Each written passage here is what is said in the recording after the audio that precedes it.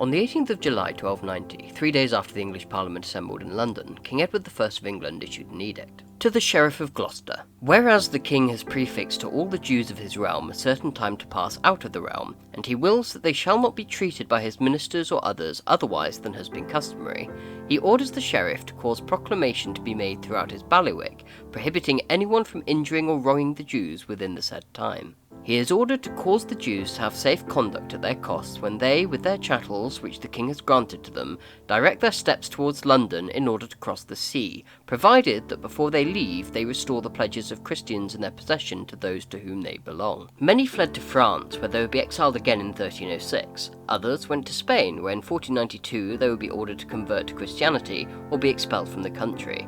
And others still went to Germany, where even greater horrors awaited them in the 20th century. But why did the king expel the Jewish community from England? To find this out, let's go back to 1066, when William the Conqueror took power in England and invited the Jewish community to join him on English soil for the first time. From then until 1189, English Jews coexisted peacefully with the non-Jewish population, which was in no small part because of their protection by the Crown, who afforded them their own special courts and legal status, and ensured they were protected from anti-Semitic violence. Proclamations such as Henry I's Magna Carta Judaeorum, written in 1100, which confirmed the right for the Jewish people to hold lands, fiefs, pledges, gifts and purchases in England and Normandy, give us some idea of the Jewish community's place in medieval English society. They were protected, but they remained at the mercy of the goodwill of the king. The reason for the protection afforded to medieval English Jews was their importance to the king's pocketbook.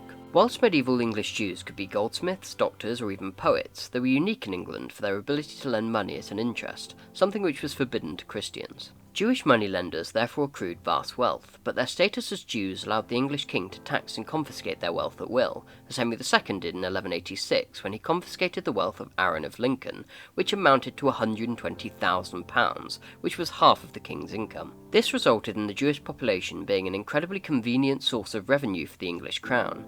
Additionally, taxing the Jewish moneylenders rather than the whole nation avoided the risk of provoking a national revolt. This situation, with the English monarch providing protection to the Jewish community in return for them providing vast revenue to the crown, continued with little disruption until 1189, when Henry II died. Despite royal protection, anti-Semitism was on the rise across Europe. Christians had long held the Jewish community responsible for the death of Jesus, but it was only from the middle of the 12th century, around the time of the Second Crusade, that anti-Semitism began to ramp up. False stories about Jews performing ritual sacrifice on innocent Christian children and using their blood for magical purposes, a phenomenon historians refer to as the blood libel, began to circulate, and with the momentary lapse in royal control which occurred during the regime change between Henry II and Richard I, there was a wave of anti-Semitic violence which left hundreds of Jewish men, women and children dead from London to York. Richard I soon responded. He had the ringleaders of the murders hunted down, arraigned 80 magnates and burghers in York, and issued a proclamation to the sheriffs of each county. The proclamation confirmed to the Jewish population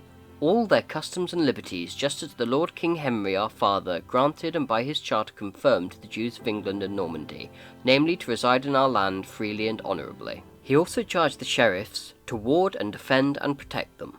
A decade later, the Jewish population of England had once again returned to its former level of relatively peaceful coexistence, but it was clear that all that protected the English Jews from persecution was a powerful king willing to wield that power in their defence. Any lapse in monarchical power, or in the English king's willingness to protect the Jewish people, could easily result in another wave of violence. Unfortunately, both were soon to take place. In 1215, King John signed the Magna Carta, which, among other things, contributed to an increase in the autonomy of English towns. Some of them used their newfound autonomy to expel their Jewish populations, beginning in the 1230s. Leicester expelled their Jews in 1231, and this was followed by Newcastle, Warwick, Southampton, and a number of others between 1234 and 1244. More violence was also aimed at England's Jewish population.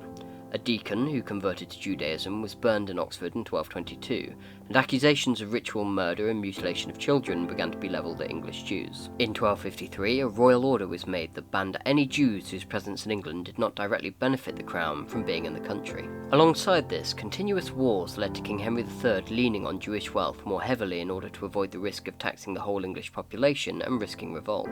From the late 1220s onwards, the Jewish community was taxed heavily, and it's estimated that Henry III confiscated about half of the total wealth of the English Jewish community in the period between 1240 to 1260. In addition, in 1264, at the start of the Second Barons' War, which saw Henry III briefly lose power, hundreds of London's Jewish population were murdered, and attacks against the Jews of Canterbury, Worcester, Bristol, Bedford, Winchester, Lincoln and Nottingham also took place, with many of the records of indebtedness kept by Jewish moneylenders destroyed, further impoverishing the Jewish communities. This led to increasingly poor Jewish lenders putting more pressure on those who they still knew owed them money to pay back their loans, which in turn led to increased Jewish unpopularity. Whilst all of this was going on, Parliament had been gaining in power. Edward I, who had been largely in charge of the country even during his father's last years as king, wanted to avoid the rebellions his father had faced by using the consent of Parliament to assert his authority. This included getting Parliament to consent to taxes he wished to levy, which had also been a condition of the Magna Carta. For some 20 years before 1290, Parliament had been forcing the king to curtail the rights of the Jewish population,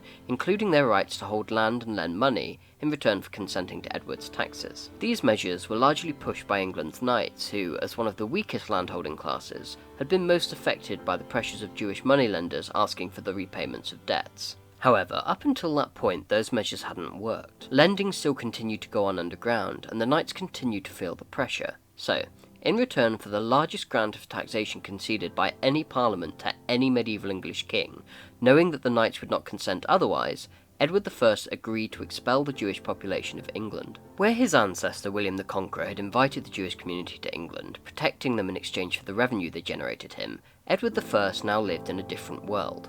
The Jewish community was far poorer after decades of heavy exploitation from Henry III and Edward himself. They could not match the revenue Parliament could generate for him, and Edward lacked the willingness or need to protect a population of people who could, by their exile, potentially unify the country behind him as he gave in to popular anti-Semitic sentiment and made them scapegoats for past unpopular royal decisions. As the historian Rebecca Reilly points out, Jews prospered visibly even as Christians suffered taxes, dismissing the fact that Jews also suffered alongside them. Jews spoke French, did not have to appear in local courts, absented themselves from town parishes, and allied themselves with such hated figures as Kings John and Stephen.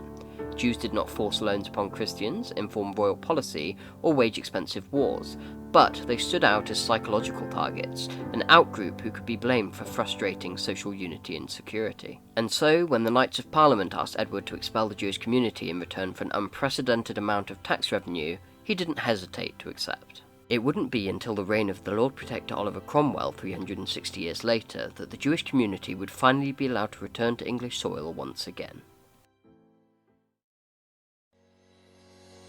I hope you've enjoyed this video. If you have anything to add, feel free to leave a comment, and if you want to see future content, don't forget to subscribe.